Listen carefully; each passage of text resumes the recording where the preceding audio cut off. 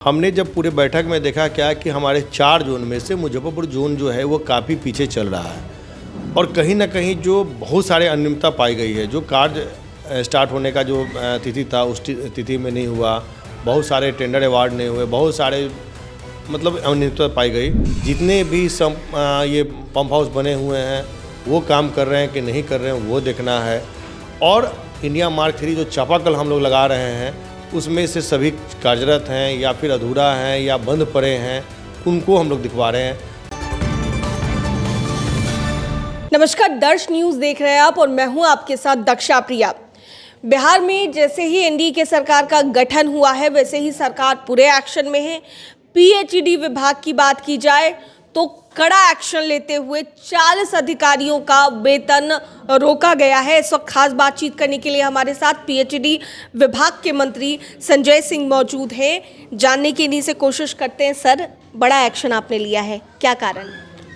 देखिए, सबसे बड़ी बात है कि कल हमने मुजफ्फरपुर जोन का बैठक किया था। उसमें सारे जोन के एग्जीक्यूटिव इंजीनियर, मुख्य अभियंता और जितने भी पदाधिकारी हैं, चाहे सिविल के हो चाहे मैकेनिकल के हो, सारे लोग आए थे। हमने जब पूरे बैठक में देखा क्या कि हमारे 4 जोन में से मुजफ्फरपुर जोन जो है वो काफ़ी पीछे चल रहा है और कहीं ना कहीं जो बहुत सारे अनियमितता पाई गई है। जो कार्य स्टार्ट होने का जो तिथि था उस तिथि में नहीं हुआ, बहुत सारे टेंडर अवार्ड नहीं हुए, बहुत सारे मतलब अनियमितता पाई गई। तो कहीं ना कहीं हमारे बिहार के लोकप्रिय माननीय मुख्यमंत्री नीतीश कुमार जी का जो 7 निश्चय योजना है ये बहुत ही महत्वपूर्ण योजना है। और इस महत्वपूर्ण योजना में जो पदाधिकारी साथ नहीं देंगे, सरकार के साथ अगर मिलकर अगर काम नहीं करेंगे तो निश्चित रूप से अभी जो हमने कार्रवाई की है इनको 1 महीना का समय देकर वेतन रोका गया है। अगर इस 1 महीना के अंतराल में अगर ये अपने काम को पूरा नहीं करते हैं तो इनको फिर निलंबित किया जाएगा। इसके अलावा ऐसे कौन कौन सी योजनाएं हैं जिन पर और पीएचईडी विभाग में काम होने जा रहा है? सर, देखिए, गरीबियों से जुड़ा हुआ सबसे पहला हम लोग का जो मुख्य काम है वो है शुद्ध जल पहुंचाना। हर घर नल हो और हर घर शुद्ध जल हो, सबसे पहले हमारी प्राथमिकता ये है। उसके बाद जितने भी हमारे जल मीनार लगे हुए हैं वो सुचारू रूप से काम कर रहे हैं कि नहीं कर रहे हैं, हमको वो देखना है। जितने भी ये पंप हाउस बने हुए हैं वो काम कर रहे हैं कि नहीं कर रहे हैं वो देखना है। और इंडिया मार्क 3 जो चापाकल हम लोग लगा रहे हैं उसमें से सभी कार्यरत हैं या फिर अधूरा हैं या बंद पड़े हैं, उनको हम लोग दिखवा रहे हैं। तो कल के बैठक के बाद हमने 1 महीने का उन लोगों को समय दिया है। इस 1 महीना में मुझे ये जितनी भी स्कीम है वो सब मतलब सुचारू रूप से चाहिए। सीएम नीतीश कुमार के जो बेटे हैं निशांत कुमार, उनकी राजनीति में आने को लेकर संजय झा ने सीधे तौर पर तो नहीं लेकिन इशारों ही इशारों में संकेत दे दिए हैं। आप लोग स्वागत करेंगे निशांत जी का? निश्चित रूप से हम स्वागत करेंगे, क्योंकि उसका कारण क्या है कि सरदार रामविलास पासवान जी जब हमारे पार्टी के संस्थापक रहे हैं और जब पार्टी चला रहे थे उसी बीच में हमारे नेता आदरणीय श्री चिराग पासवान जी उस समय राजनीति में नहीं थे। तो हम लोगों ने उनसे मांग किया था कि आप इनको राजनीति में लाएं। और निश्चित रूप से जब वो राजनीति में आए तो देख रहे हैं कि आज बिहार नहीं बल्कि देश दुनिया में वो छाए हुए हैं।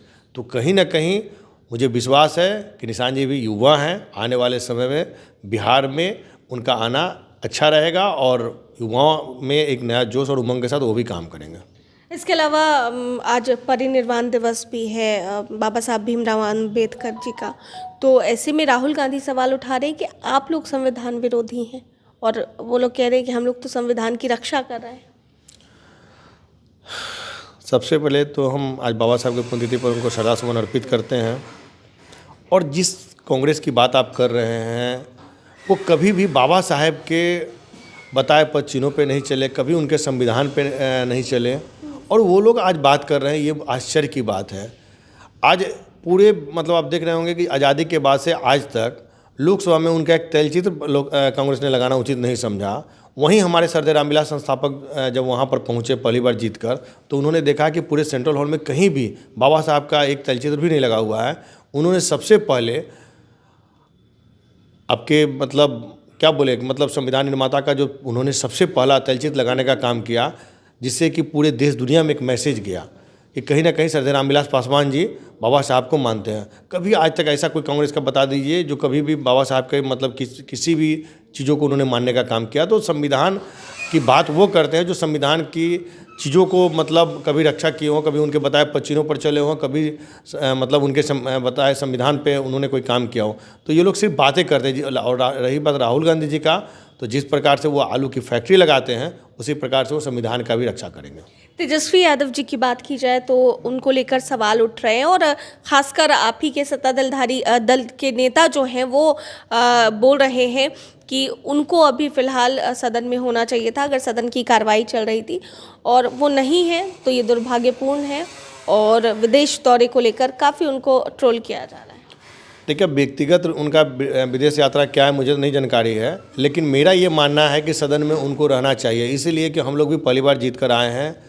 तो क्या होता है कि सदन में जाने के बाद बहुत सारी चीज़ें सीखने का मौका मिलता है। तो निश्चित रूप से हम लोग भी अगर वहाँ पर गए हैं तो हम लोग भी देखते हैं कि भाई नेता प्रतिपक्ष की क्या भूमिका रहती है, कैसे वो मतलब कोई भी चीज़ों पे रिएक्ट करते हैं। लेकिन ऐसा कुछ भी देखने को नहीं मिला। कल परसों जो भी सदन चला उसमें उनकी अनुपस्थिति कल रही थी, इसलिए कि विपक्ष है ही नहीं, कोई बोलने वाला ही नहीं है।